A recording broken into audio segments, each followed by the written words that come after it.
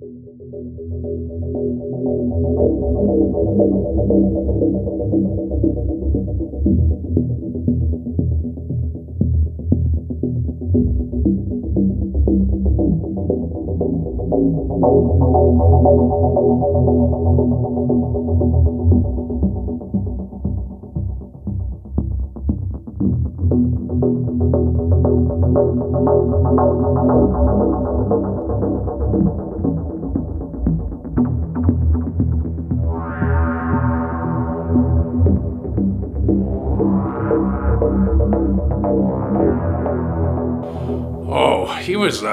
he was full of life, in those early years. He was always running around, catching cats.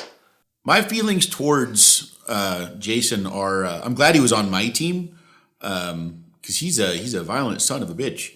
A hulking menace of person, like a boogie person, and it was terrifying as much as it was dreadful. A reluctant respect for the man. You had to. Jason had a fantastic work ethic. I never had to ask him twice to do anything, whether it be, take out a defensive player or screw up the goalie. Jason was kind of a goon for me.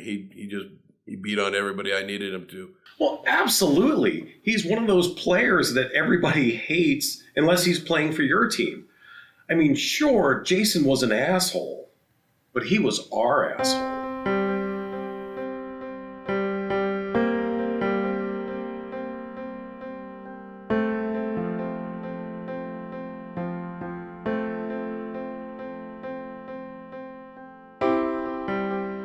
He was younger, he played a lot of sports, wasn't very good at. Swimming was one of those because he sank right to the bottom. She got him in swimming and he drowned.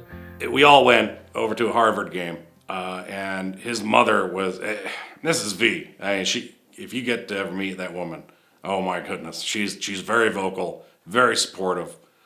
She was cheering on the home team, and some dipshit in the front row said, shut you, I don't know if I can say the B word, but he was like, hey you, shut up you B. And next thing you know, heads are flying. Like literally, there's some heads falling off on the ice. It was fantastic. You didn't say anything about his mom. You didn't say we were going to talk about her. She was a handful, that one. Nobody liked Pam Vorhees. She would always be in the crowd. On a good day, she'd just call everybody a bum. If Jason wasn't playing, she'd be calling everybody all sorts of foul things. Put Jason in there, you ratting. And it was like, whoa, this is someone's mom. Pam Vorhees was a whore. Bitch. When you spawn Satan, there's only so much you can do. The worst parts about having Jason on the team is that he would do whatever was necessary for us to win. And there were a lot of times where he would go above and beyond, and I would have to try and smooth things out with the league or the ref or the parents or some dead person's parents over here or there.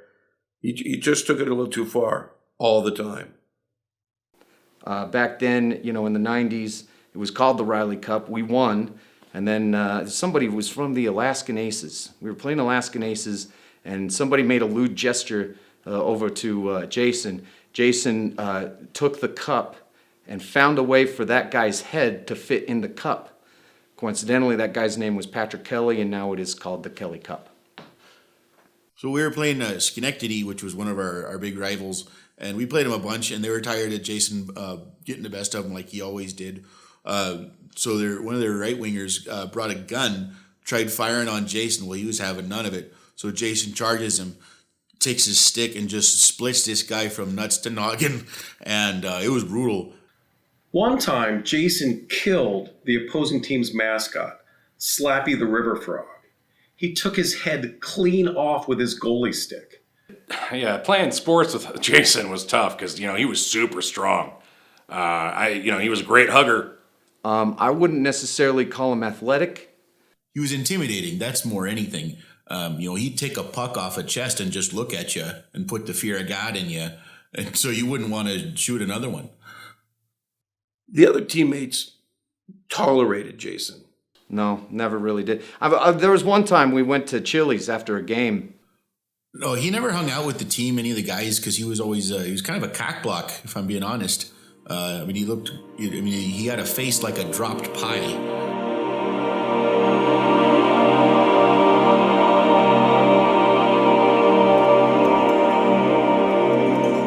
Sure, fiberglass masks became prevalent in the NHL at about 1959. And then in the early 70s, we went to the cage-like masks that you see nowadays that give goalies a little more visibility, and they're more protective. But the fans always preferred that Jason keep his fiberglass mask on because his face was so hideous. You know, I don't think I ever did see him without the mask. The more I think about it, I don't know if anyone's ever asked me that before. Huh. No. And then I was... And now I haven't given the matter much thought, but I think sometime maybe I just assume it's his face. Or in my nightmares, that's what he looks like. Is just the goalie mask. I think he liked the Red Wings so much because Terry Sawchuk was his childhood hero. Terry Sawchuk, if you remember, was the last NHL goalie to put a mask on. This guy ate like between 400 and 500 slap shots to the face over the course of his career. His face looked more than Jason's, to be honest with you. And I think Jason admired that about him. That's all he wanted to do, was play for Detroit. Oh, geez. As soon as you just said the word Detroit, he'd start breathing real heavy, you know, and he'd be like, play, play, play. And he would do that whisper thing. Detroit, Detroit, Detroit, Detroit, Detroit. Get it, get it, get it, get it, get it.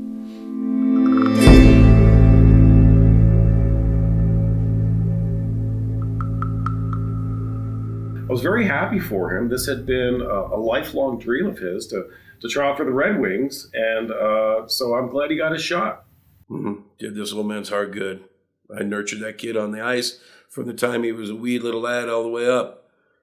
He's amazing. And so we were so grateful that somebody from our league who was linked to disappearances was no longer going to be in our league.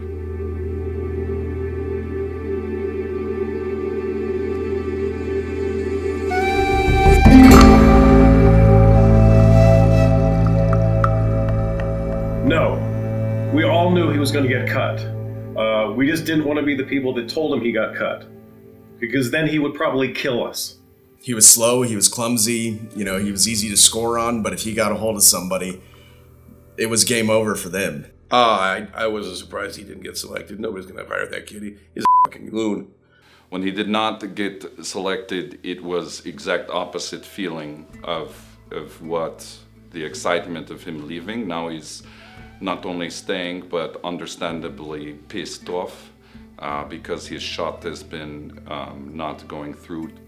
How are you filling your days right now?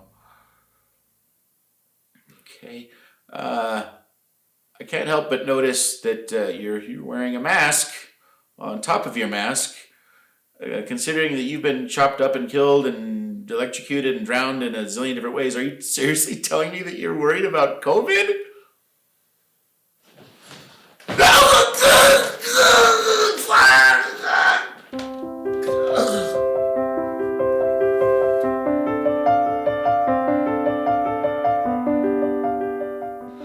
Once in a while I get a letter, and it's just kind of some pictures pushed together with some crazy glue.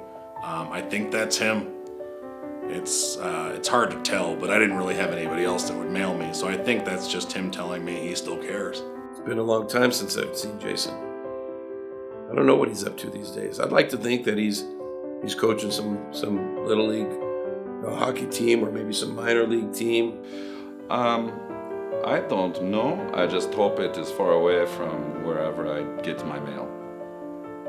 You know, after he didn't get selected for the Red Wings, and then after we won the Riley Cup, or the Kelly Cup, soon to be named, I just didn't see him anymore. I heard that he has some sort of like lakefront property somewhere, something like that.